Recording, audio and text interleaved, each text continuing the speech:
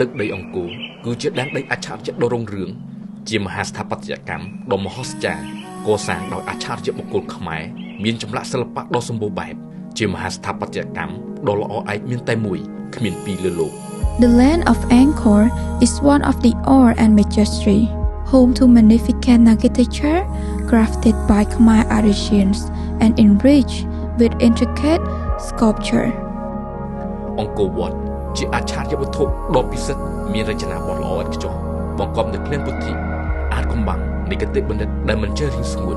Angkor Wat unparalleled architecture imbued with sacred elegance embody the mystical wisdom and profound insight of the Khmer civilization.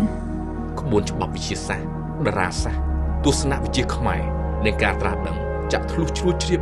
ច្បាស់អំពីជំរឿននៃច្បាប់ធម្មជាតិទំនាក់ទំនងនៃដំណើរគោចរប្រព័ន្ធផែនដីនិងចក្រវាឡដែលមានខ្លឹមសារនិងទស្សនៈអប់រំយ៉ាងជ្រាលជ្រៅមហិមា This masterpiece reflects an advanced understanding of astronomy, science, and the natural laws of the universe, revealing a deep philosophical enlightenment. ជាក់ស្ដែងបាតុភូតសមរាត្រី2ដងក្នុងមួយឆ្នាំដែលជាព្រឹត្តិការណ៍មានព្រះអាទិត្យរះឡើងនៅចំពីលើកំពូលប្រាសាទអង្គរវត្តជាសក្ខីកម្មបង្ហាញពីកំពូលប្រាជ្ញាញាណរបស់មនុស្សខ្មែរក្នុងការគន់គូរនិងការរចនាប្លង់សាងសង់អង្គរវត្តដែលបានយល់ដឹងយ៉ាងច្បាស់អំពីដំណើរគោចរនៃភពទាំងឡាយនៅក្នុងប្រព័ន្ធព្រះអាទិត្យនិងដំណើរនៃច្បាប់ចក្រវាឡ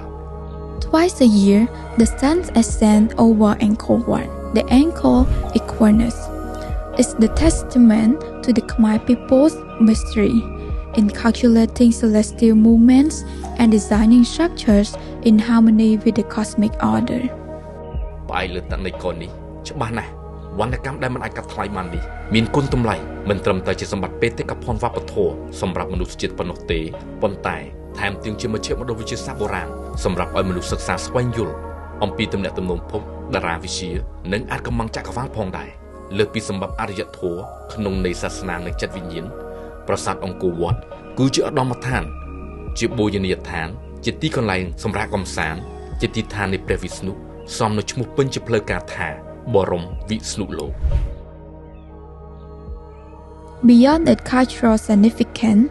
Angkor Wat stands as an ancient scientific center, offering knowledge of astronomy, planetary orbits, and the universe's secret. More than a spiritual monument, Angkor Wat was dedicated to Vishnu, serving as his supreme resting place. ដូច្នេះនៅពេលដែលអ្នកបានចូលដល់បរិវេណប្រាសាទអង្គរដោយចិត្តបរិសុទ្ធជ្រះថ្លាល្អឈ្មោះថា